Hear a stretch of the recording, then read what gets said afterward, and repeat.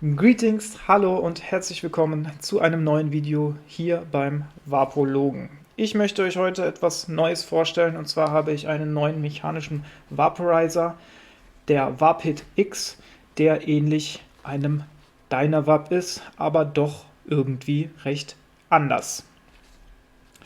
Der Vapid X ist die zweite Version von Vapid. Die erste Version haben wir hier. Wir können sehen, wir haben eine etwas kleinere Kammer und in der X-Version haben wir hier noch Löcher in der Kammer drin. Das Ganze ist wie gesagt ähnlich einem Dynavap, aber es hat doch essentielle Unterschiede, und zwar basiert die Extraktionstechnik beim Vapid X auf Konvektion, also auf Strömungswärme, während die Extraktionsmethode beim Dynavap eher auf Konduktion, also auf Wärmeleitung basiert. Wie funktioniert das Ganze? Das Ganze funktioniert, indem man die Glaskappe, die hier auf diesen zwei O-Ringen sitzt, indem man die erhitzt, so ungefähr in der Mitte. Und wenn man dann zieht, wird die Luft durch diese zwei kleinen Löcher reingezogen, wandert zwischen Glaswand und Außenwand der Kammer entlang und erhitzt sich dabei und wird dann schließlich durch die Kräuterkammer gezogen und extrahiert die wertvollen Inhaltsstoffe. Zum Aufbau: wir haben wie gesagt schon die Kappe, die erhitzt wird, dann haben wir die eigentliche Kräuterkammer mit kleinen Löchern. Dann haben wir den Stem mit einem X-förmigen Airport. Wir haben ein abschraubbares Mundstück und in dem Gerät können wir auch noch eine oder mehrere Quarzkugeln verstauen. Beim Vapid haben wir also nicht wie beim Dynavap dieses innere Rohr, den Kondenser. Das haben wir nicht, wir haben nur ein ganz normales Rohr. Vergleichen wir das Ding mit dem Dynavap, dann sieht man erstmal, dass es ein gutes Stück größer ist und es ist auch ziemlich schwer, muss ich sagen. Also ziemlich schwer. Das möchte mir nicht auf den Fuß fallen.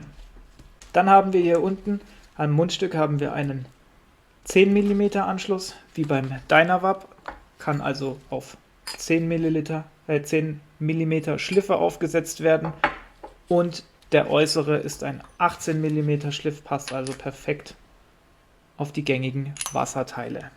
Wie schon erwähnt, hat die Kräuterkammer des Vapid X 5 Löcher, die bessere Extraktion ermöglichen, und hier oben noch zwei Einkerbungen, die auch der Luftzufuhr dienen, sodass die Luft schön die Rillen entlang wandern kann, sich erhitzt und dann durch das Kraut wandert und dabei Wirkstoffe mitnimmt. Ein großer Unterschied im Handling im Vergleich zu einem Dynavap ist, dass wir bei einem Vapid kein Temperaturfeedback haben, wie wir es beim Dynavap mit der Kappe haben, die bei der bestimmten Temperatur ein Klickgeräusch macht, sodass wir wissen, jetzt sind wir auf Dampftemperatur und können loslegen. Das bedeutet, beim Vapid X haben wir ein bisschen eine höhere Lernkurve. Ich mache das immer so, dass ich das mit einem Jetflame-Feuerzeug so lange erhitze und dabei mal so ein bisschen hin und her drehe, bis die Flamme orange wird. Dann ziehe ich ein paar Mal, gucke, wie die Dampfproduktion ist, und dann in der Regel heize ich nochmal so 2 bis 3 Sekunden nach und dampfe dann ein paar Züge, bis ich merke, der Dampf kommt nicht mehr, und dann heize ich nochmal 2-3 Sekunden nach und ziehe weiter. Ist wie gesagt ein bisschen schwieriger zu lernen. Wenn man das aber einigermaßen im Griff hat, dann ist das schon ein sehr tolles Gerät, denn dadurch, dass es auf hauptsächlich Konvektion basiert, ist es geschmacklich einem Dynavap doch schon ein gutes Stück überlegen. Das Tolle ist auch, dass das Ganze auch mit Dynavap-Zubehör kompatibel ist. Wir können sogar die Dynavap-Kappe draufsetzen. Weil da müssten die Ohrringe runter, aber sie passt. Das hat dann ein bisschen weniger Airflow als auf einem Dynavap selber. Aber ich würde das auch gar nicht benutzen, weil wenn wir die Kappe auf den Vapid machen, dann ist es ja das gleiche wie der Dynavap selber und basiert wieder hauptsächlich auf Konduktion und nicht auf Konvektion. Und gerade die Konvektion macht es verdammt lecker. Der Vapid X kommt in so einem tollen Case und er kommt auch mit allerlei Zubehör. Wir haben eine Bambuspinzette, die ist dafür gedacht, um die heiße Kappe von dem Vaporizer wegzumachen. Dann haben wir auch noch eine Bürste, so etwas wie ein Dab-Tool.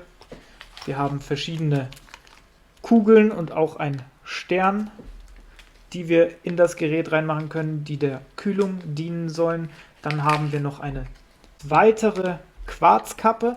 Und bei der sind die Löcher etwas kleiner. Somit hat man also einen etwas restriktiveren Luftstrom. Dann sind noch einiges an Sieben dabei. Und zu guter Letzt ein ganzer Haufen Silikonringe. Warum da so viele Silikonringe dabei sind, keine Ahnung. Und für mich wirkt es auch so, als ob teilweise Größen dabei sind, die man für das Gerät nicht unbedingt nutzt oder gebrauchen kann. Genau, so kommt der Vapid. Das Gerät kostet so um die 40 Euro. In Europa ist es, glaube ich, nur in dem französischen Vaporizer-Shop La Centrale Vapeur zu bekommen oder bei Vapid direkt. Die sitzen, glaube ich, in China. Da ist es allerdings so, dass man auf ihrer Webseite nur mit einer Kreditkarte und auch nur mit bestimmten Kreditkarten bezahlen kann. Ich glaube, mit einer American Express hatte es nämlich nicht funktioniert. So, kann ich diesen Vaporizer Vapid X empfehlen? Im Großen und Ganzen würde ich sagen, mir gefällt das Funktionsprinzip eines Vapid Vaporizers. Ich muss aber sagen, dass ich mit diesem Stem nicht wirklich viel anfangen kann. Der ist mir viel zu schwer und dafür, dass er so schwer ist, hat der eigentlich keine Vorteile. Der hat keine Kühlspirale, der hat diesen einen Ball da drin oder wie viele man halt reinmacht und das ja, hat jetzt nicht so den Mega-Effekt gehabt.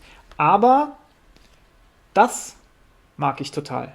Da stehe ich total drauf. Ich würde fast sagen, ich benutze dieses Ding fast so oft wie einen Dynavap. Allerdings muss man dazu sagen, beim Dynavap hat man den Vorteil, dass man auch einen Induktionserhitzer benutzen kann. Beim Vapid bringt das jetzt nicht so viel. Man kann ihn zwar benutzen, aber dann erhitzt sich nicht die Glaskappe, sondern erhitzt sich innen die Kammer und dann hat man auch schon wieder eine Extraktion, die auf Konduktion statt auf Konvektion basiert. Aber im Großen und Ganzen, für den Preis finde ich das Gerät top. Ich habe ja auch, wie gesagt, die erste Version schon gehabt, die ich super fand.